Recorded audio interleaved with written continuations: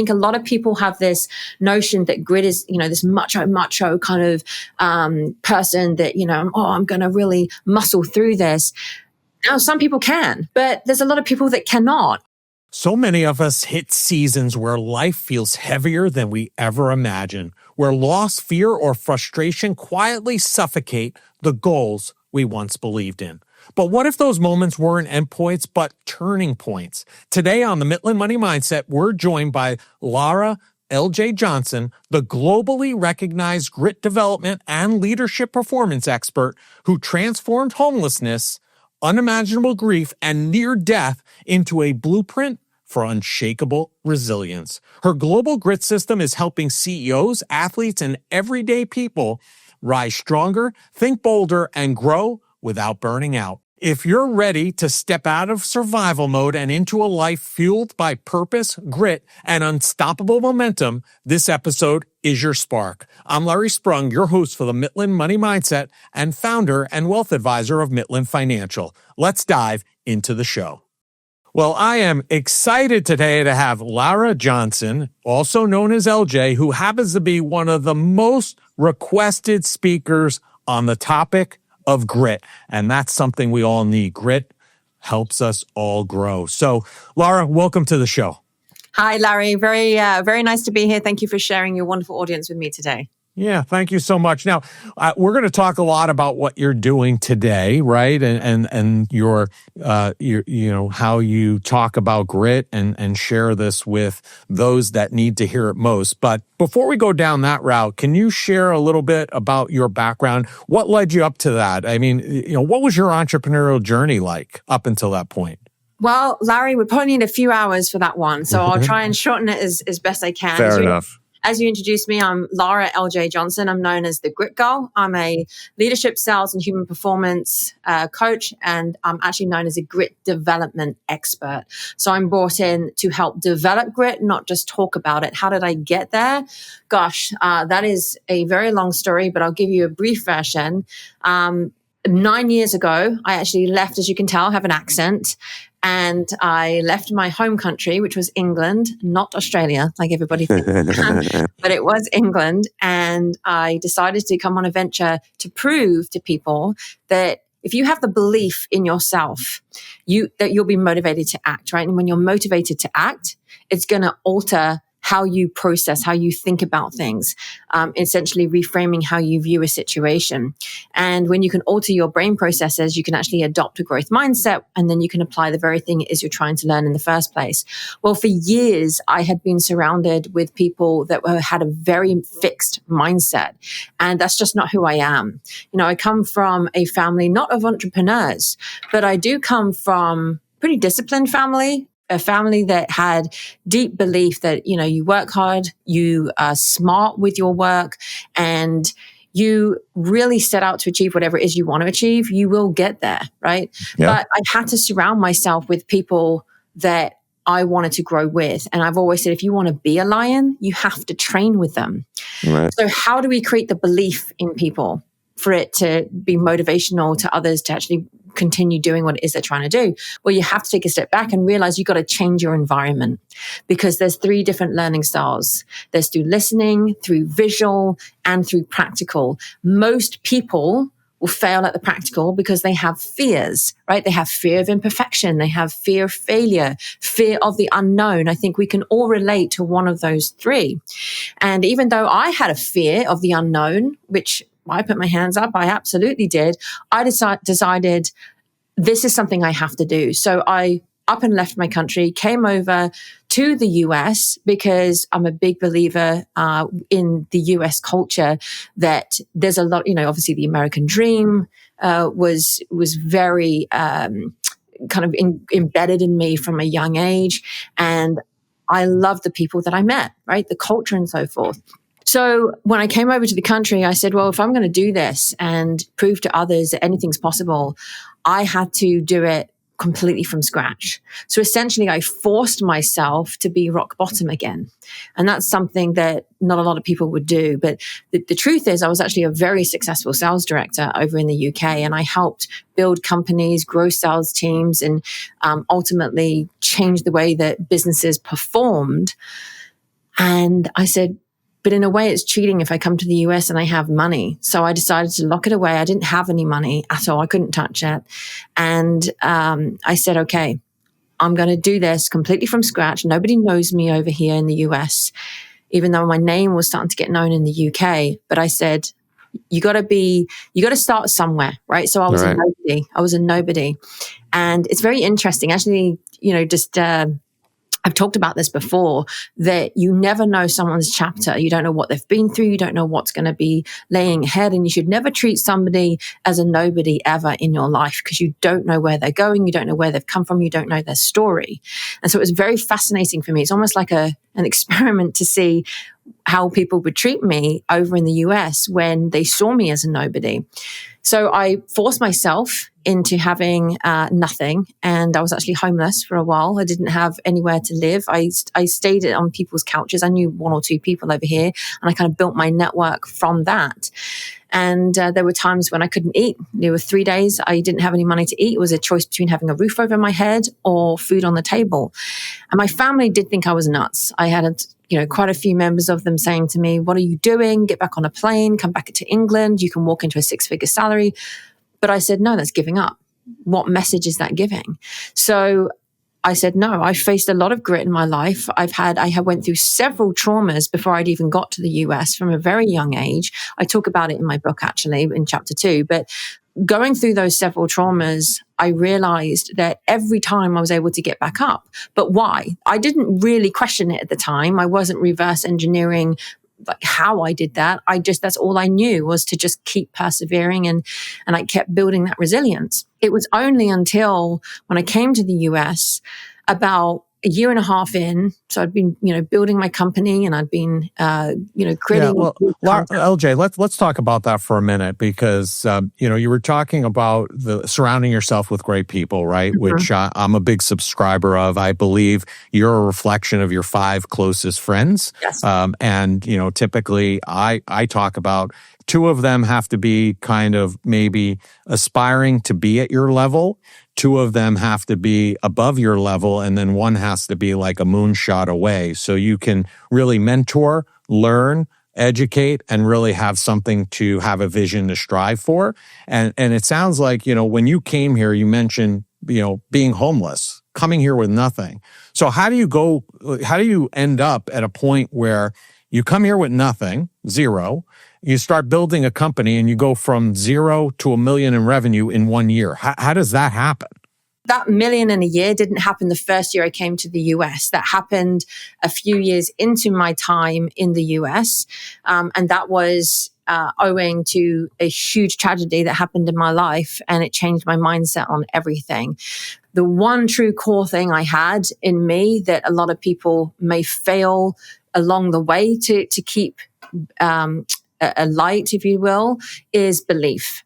So in the times when I had everything against me, I was facing eviction from a place that, I finally was able to have enough money to rent, but then 1 month I didn't have enough rent and I was going to get kicked out, and I didn't have enough money to eat and so forth. It would have been quite easy for me to get on a plane and head back to England. And I think most people in that situation would. It's not that I would blame them to. Everyone has their choice, but I decided that was not for me, and I was going to keep pursuing. And I just had this real core belief that I said, Lara, you have been through so much in your life that you absolutely can ignite this and continue, and you'll find a solution. And that's the thing. When we're in hard situations, whether it's because you're lacking the funds to continue doing what it is you're trying to do, whether you're facing real hardship, maybe you're facing bankruptcy, maybe you're going through a divorce, maybe you just lost your job, whatever it may be, you have to learn how to reframe the situation. That's essentially what I did. I didn't realize it at the time, but I started looking at things differently, because if you focus on the negative, and by the way, 80% of your thoughts are negative and 90% are repetitive.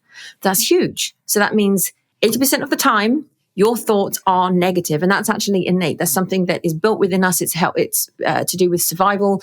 And 90, because you think 10,000 years ago, we were we might get eaten by a mountain lion or Right. something, so it's innate within us. And so we have to remember that if we are aware that our thoughts are negative most of the time, and then they're repetitive, we're already against an uphill battle. So how do we approach that? Well, we have to understand that when that negative thought comes in, instead of just brushing it away like most people do, think of it like a revolving door. Every time you hit that door, it's going to come swinging back and smack you harder in the face. And if it's not dealt with or acknowledged or accepted, then it's just going to keep coming back because your brain hasn't processed it. And our brain loves processes. So Lara, let's talk about how listeners can really, take this to heart and implement it on their end, right? How can grit, because this is what you do every day. How can grit really help people thrive? Well, how does that help them? Yeah. Okay. So I will just going back a little bit, about 18 months into my journey, and this is how the grit system developed and how it can help so many other people. About 18 months into my journey, I got married and I ended up having 3 beautiful children, all boys. And unfortunately, about 4 years ago, the greatest tragedy of my life happened. And I'll be perfectly honest, I think a lot of people can relate to this. You go through life, you go through some hardship. And when you get through all that hardship, you think, great, finally I've made it. Or finally I'm, managing to get through this without having to be in my fight or flight status, Well, in this case, 4 years ago, the greatest tragedy of my life happened. And my youngest son, Jack, passed away. Oh, I'm very sorry about that.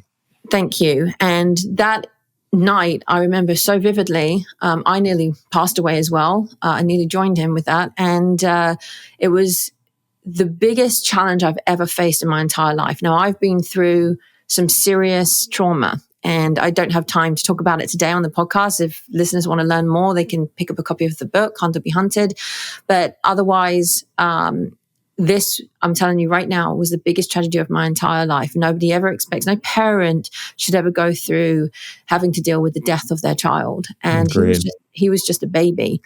And so I was rushed to hospital. My son had already passed away, and they hooked me up to all these machines. And I suddenly remember sitting bolt upright in the hospital bed, and I just kind of bellowed out and said, "Get me water, I'm going to die." I just felt like everything was draining from me, everything.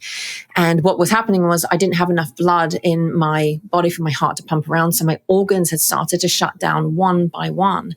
And in this very moment, I knew that this was it. I thought, well, this is how I'm going to die. And it sounds morbid, but the quicker that you can acknowledge and maybe accept that something's going to be inevitable and happen, the quicker you can actually try to find a solution to help divert it, because you don't want to waste your brain power on thinking what's about to happen. You want to use your brain power on how do I get myself out of this situation. So as this process was unfolding, and suddenly I see the crash cart being brought in, the nurses were screaming for an emergency blood transfusion. And all of a sudden, within, a few seconds, I see half a dozen doctors and nurses around my bedside and seeing very concerned faces. And suddenly my blood pressure dropped all the way down to 53/37. And to be honest, I don't even know how I was still conscious at that point. My pupils had stopped dilating and my vision has started blurring. My hearing has started to go muffled and my speech has started to slur. And it was in that moment I knew immediately. I was like, okay, Lara, you have 2 options. Number 1, you either accept it and you die. Number 2, you accept it. You're probably going to die, but you have to trust, have the belief, right, that you're going to, that they're going to bring you back. Now, how did I create that belief that they were going to bring me back? What did I say earlier? We have to change our environment in order to create the belief. So I couldn't change my environment physically, but I could change it mentally. So I knew I had about 8 to 10 seconds before I was about to flatline. And so in that very short, brief period of time, I use a technique on myself that I've taught a lot of other people called the 5, 4, 3, 2, 1 technique. And I transported my brain into thinking I was back at home with my living kids who were only 2.5 and 1 at the time. And I said, okay, what are the 5 things you can see? What are the 4 things you can hear? What's the 3 things you can feel, 2 things you can smell, and 1 thing you can taste? And as I did that, my brain started to think I was in a completely different environment, which helped reduce my anxiety, which helped slow my heart rate down, which allowed the nurses more time to figure out how to get the 16-gauge needle into my collapsed veins with the blood that saved my life. And my life was saved. I was rushed into surgery. But what a lot of people don't talk about, no matter what tragedy has happened or come your way, doesn't have to be as severe as what I've just described, but it could be something that's even worse, right? But whatever happens in your life, a lot of people do not like to face the aftermath or talk about it. And that's actually where a lot of the changes will happen, and it will shape how you approach different situations. And it was during this period of time, it was about 4 months after this happened, that I suddenly realized, and I said, I woke up one day and, by the way, when I woke up from surgery, the first thing that I was asked was, do you want to have your son buried or cremated? Here's a death certificate. Which funeral directors do you want to use? Imagine that, a mother that's just lost her child 12 hours prior, nearly lost her life, never got to see, nearly didn't come home to see her other babies. And I'm being asked these questions. And quite frankly, the doctors, they're very logical in their thinking, and there's no emotion behind it. And as human beings, we have to acknowledge that we do have emotion and we do have logic. And that's where a lot of people, especially in the corporate world and in business, and I've been in business for over 20 years. So I fully understand that the people that you work with, whether it's leadership, sales, operations, HR, whoever it is that you're surrounded with, you are always going to be dealing, even in your family, right? You're always going to be dealing with people that are either logical or emotional. And they're going to have more of a dominant trait. So they're going to think, they're going to make decisions from their gut, or they're going to make decisions using facts and using their head. There's no right or wrong. There's different situations. But I always say if you can marry the two together, you're going to be far more gritty and be able to pull from different types of grit, which is what I'm getting to right now. Is those months after the aftermath, I woke up in my son's bedroom. I walked into the bathroom and I looked at myself in the mirror, and there was sunlight just streaming in through the window behind me, and it bounced off the mirror and onto my face. And I suddenly realized it was like a light bulb just going off. And I suddenly realized that, I got to wake up today. My son didn't. I got to feel the sun on my skin today. My son doesn't get to do that anymore. So stop making this about you, right? That's what I said to myself. Stop making this about you. It's about others. What are you going to do with what you've been through, that pain, that grief, that trauma? How are you going to use it to help empower so many other people? And that's the same in leadership, right? It's the same no matter who you are, what you're doing. It's the same in any situation. What are you going to do with everything you've been through? Any type of challenge, any type of change, and how are you going to use effectively the grit to be able to help others change their lives, change the way that they think about situations, change performance. And that's ultimately what I did, because I realized that most people that knew me as a go-getter, somebody that gets things done. But I was struggling with reframing the situation, because my solution to this was I want my son to be alive, and that wasn't going to happen. And often in challenges, many people will say to themselves, I don't know how to get out of this. And they sink lower and lower into a black hole because they feel like they're drowning and they don't know how to get out of a situation. But it's only because they're not looking at it in a way that help them, right? They're allowing all that negativity to come in. So, LJ, thank you for sharing that with us. And, I am very sorry for your loss, but you clearly are somebody who has grit and knows how to utilize it to your advantage. And I see why you have the ability to help leaders and leadership teams and really everyone to be more gritty. So thank you for sharing that. Let's pause for a moment. What actually brings you joy? It's something most people never think about, yet it shapes how your life unfolds. You're busy. You make responsible choices. You even plan ahead. But have you slowed down long enough to ask if what you're building supports a life you enjoy living? That's the reason I built my YouTube channel, to help you bring more joy to your money journey. Sure, we'll talk about all the essentials, but my real goal is to help you connect your finances with what brings you joy, because money is the tool that funds the moments that matter. If you want to explore that connection more deeply, visit my YouTube channel at Larry Sprung. I want to take a little pivot for a second, because you mentioned the book a couple of times, Hunter Be Hunted. What do you hope readers will take away from the book? What was your why behind writing it? Well, the why behind writing it is because so many people out there talk about grit, but no one talks about developing it. Like, how do you actually develop the grit? And so a lot of people out there think that you're either born with it or you're not. And that's a complete myth. Everybody actually has grit. Think of it when you're a baby. You learn how to walk, how to talk, how to crawl, but you fall down so many times you don't remember, but you get back up each time, right? And why is that? Because we have grit as small children, as babies. It's just innate. So what happens between that time and the time that we're adults, with people that are super successful in what they do and others that have either fallen short or they've lost the belief along the way, or whatever's happened, right? And oftentimes people will blame so many other factors or blame others. And the difference between when you were a baby to who you are today is the environment that you're in, right? So it could be the environment you grew up in. It could be the environment that you've chosen for yourself as an adult. But I will tell you this, it doesn't matter where you are in the path in life, you can develop grit. You have to make a conscious choice that you are going to and that you want to.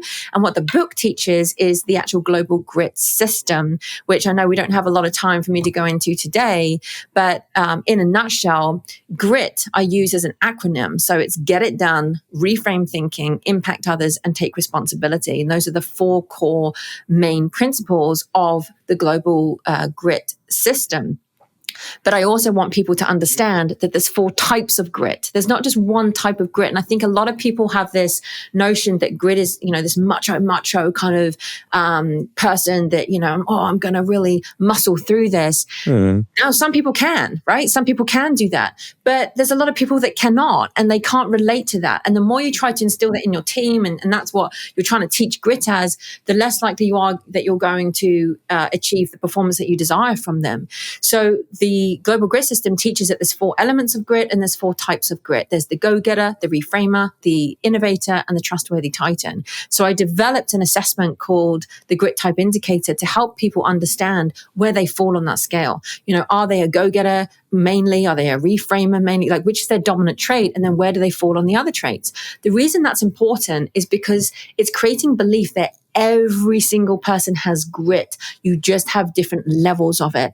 And depending on the situation, depends on which grit type you need to pull from. And you can learn it. Just like in my situation, I struggled with being able to reframe because I'm a logical person. I was struggling with the emotional side of it. But once I learned how to control that emotion, because think of it like this, every thought process you have changes the emotion to that thought, and that emotion will drive that behavior. So you have to understand that, look, if you can understand all the 4 different traits of grit, and then you learn how to develop them, which is obviously what I do because I, keynote speak and give workshops and I have programs in this.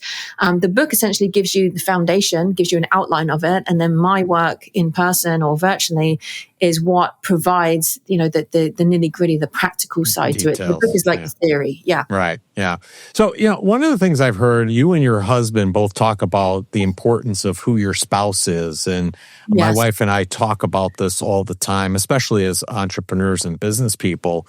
Why is it so important to choose your spouse wisely? Quite simply because your spouse will directly impact your future. It impacts your energy, it impacts your mental health, and it will impact your legacy. I speak from experience on this, but the wrong partner can derail your purpose and the right partner will just accelerate it. Adam and I both say that because he's a very disciplined individual, very disciplined. And I like to say I'm disciplined, but my gosh. Well, your husband is a military guy, right? And thank you for his service as well, right? I mean, that discipline, I think, is ingrained in him over that period of time that he served probably too. Yes, I believe so. But I also think that even before the military, he was a very disciplined individual. But yes, certainly the military accelerates that for sure. But I will tell you that because he's so focused on discipline and I'm so focused on grit, we realize that the two just adjoined is a very powerful team because we always say discipline is the engine and grit is the fuel. So together, we're able to build together. We can heal together. We can dream together. We support each other's missions. Your spouse should be someone that makes you better, not bitter. Mm-hmm. I agree with that wholeheartedly. And I think that, that's been something that has been the special sauce for my marriage. We just celebrated 25 years. So, congratulations. So I feel like we've always supported each other in all of our endeavors and been complementary. And it's really helpful when you have that. If you don't have that, it could be quite miserable, as you allude to. So, one of the things I want to talk to you about, because you mentioned about coming over here from England, coming to the U.S. and something that you had desired and really thought about for a long time, that this is somewhere you wanted to be. And about over a year ago, you became a U.S. citizen. What was that experience like? And, what does it mean to you to be a U.S. citizen? It means absolutely everything. When you've had a dream since you were a little girl that you wanted to become a US citizen, and everybody told you, when I say everybody told you that it's almost impossible to do. Mm-hmm. I said, no, nothing is impossible. Becoming a US citizen meant everything to me. And I wasn't given citizenship. I earned it. I earned it. It took me 8 years. It took me my whole life when you think about it. From the actual process of starting it, it took 8 years, and there was hundreds of pages of paperwork. There were interviews, there were tests, a promise to contribute to this country with everything I've got. And I felt like I was proving that because I started a company to help employ Americans. And I wanted to teach others that the American dream really is alive. Listen, I came to the country with nothing. I had no social security. I had nothing. I couldn't work for anybody. So anybody out there that says they can't get a job, listen, if you're struggling to get a job, why don't you focus on ask yourself, what's your purpose in life? What's your mission in life? Why don't you create something around that? You can create a business. You can create your own job, because that's effectively, I didn't have a choice, right? I did not have a choice. It was either that or I'm going to be homeless and hungry, not just for a few days, but for a lifetime. So I had to make that conscious decision. And I just remember, when I stood in that room when, I was taking my oath, and I had to, raise my right hand, and it just, I'll be honest, it felt like the ultimate definition of grit. It was commitment, it was sacrifice, it was responsibility, it was gratitude. And there were things I had to give up. I never got to see my granddad ever again. I had to say goodbye to him over FaceTime. And when I say goodbye, I mean he passed away. And I never got to see him again because I couldn't leave the country during that period of time, because I was adjusting what's called adjustment of status. And so if I had left during that period of time, the government would have seen it as my abandonment of my status, and I would have had to start the whole process again from England. So I had to make a decision that I couldn't leave. Listen, I am proud to be British born. It's not that I forget where I come from. You can see the flag behind me. Yeah. Nixon, my husband actually got that for me for my 1 year anniversary of becoming. It looks very nice, by the way. Thank you. I appreciate it. But it's an honor for me to be British born, but becoming American was one of the greatest honors of my life. Well, we welcome you as a U.S. citizen to the country, and I'm sure I'm not the first person to say that. You probably had plenty of people say that, and somebody like you who's gone through what you've gone through and shown the grit is amazing. And thank your husband for his service. And, just give our listeners a little bit of an idea, what's it like being a military family, if you could just touch on that for a second? Because I think obviously military families know what it means, but I don't know that average civilians understand what's involved in being a military family. Absolutely. Well, I will say this, that military families serve too. So even though we're not serving directly, we do serve. People see the uniform. They don't always see the sacrifice behind the scenes. There's nights alone, there's missed milestones, there's constant uncertainty. You're carrying the weight so, our soldiers can carry theirs. And it's just when obviously I've been married before, and I've been married to military before. And during those deployments, I remember very vividly having to be the strong one, the one that held it all together back at home. So when they come back, you haven't got to burden them with anything more of, because they've obviously gone through their own thing, and you need to show major support for them. And I would say with my husband, he's a U.S. Army senior non-commissioned officer. He was a drill sergeant for a few years. He just dehatted actually recently. But he, in my opinion, he shapes the next generation of soldiers, and I would tell you that military families, and I know so many other military families, I've been honored to help, even with little children whose both parents have been deployed at the same time. They try not to do that too often, but it does happen. And I have worked with little children to help them understand. But military families are resilient, they're adaptable, and they're stronger than people will ever understand. Yeah, gritty all around. I mean, yes. right in your wheelhouse, right? So, Yes, definitely. Listen, LJ, it's been great having you on the show. We end each of our shows by asking our guests the same final question, because this is the Mt. Money Mindset, and we are all about joy. Yes. And that is, you're the grit girl, I'm the joy guy. So what did you do today that brought you joy and put you in the right mindset for success? Well, I started today like I do every day. I start my morning with intention. I start my morning with gratitude. I have a moment of stillness before the chaos happens, as I like to call it. I'm up very early. I am an athlete, always love to train and work out in the morning. And I will tell you that taking, even if it's 30 minutes of your time, I typically take about an hour of my time in the morning, but it's a reflection of what happened yesterday, what happened, the past week, what's going to happen today, and what are you going to do today to help you to get you to where you need to be tomorrow. And that's what helps ground me, right? It's so easy to think of the future and think, well, I've got 1,000,001 things to do. And often that's when we get overwhelmed. Take the time, be present, ground yourself with those thoughts, and always say, what am I doing today to get myself to where I want to be tomorrow? And what's the one task that you have to do? And so I wake up every day grateful that I'm alive. I have immense gratitude for that. And I've always lived by the same mission from the very day that I nearly died on that hospital bed. And I made a vow to myself that if I make it through this, I will promise to impact at least one person for at least one day for every day that I'm breathing. And I have never looked back on that at all. I live with that every single day. And you mentioned about joy, Larry, and I say, well, joy and clarity and action, that's what creates the momentum. You throw grit into that, it's a winner. So there you go. Excellent. Well, thank you for sharing that. I appreciate that. And LJ, we're going to have all of your information in the show notes, but if people want to learn more about you, connect with you, learn more about the grit system, what's the easiest and the best place for them to do that?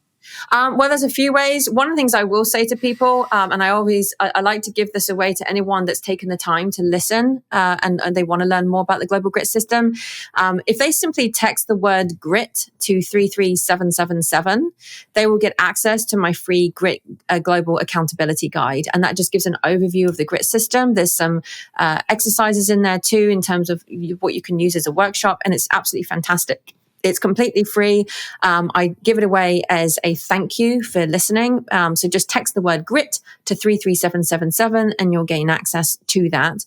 And then obviously you can contact me you can link up with me on LinkedIn, or you can go to my website, official Lara J, and that's Lara, no you, officiallaraj.com. And you can contact me that way as well. So multiple ways. I'm on obviously social media. You can follow me on Instagram. It's at official Lara J. Go to LinkedIn, go to the website, or text the word grit to 33777 and gain the Global Grit Guide that way. So yeah, multiple ways. Awesome. Well, be sure to text and get the Global Grit Guide. We appreciate you taking time out of your busy schedule, LJ, to share with us and our listeners today. I appreciate it greatly, and enjoy the rest of your day. Thank you so much, Larry. And thank you for sharing your wonderful audience with me today. LJ, thank you for sharing not just your expertise, but your heart, your courage, and your remarkable grit. Your journey is a reminder that even in our darkest seasons, strength is still forming beneath the surface. And to everyone listening, I hope today's conversation gives you permission to step forward with more resilience, more purpose, and more belief in what's possible. Thank you for spending this time with us. Lara L.J. Johnson and all she's up to can be found across most social media platforms. All the contact information needed to find them can be found in the show notes.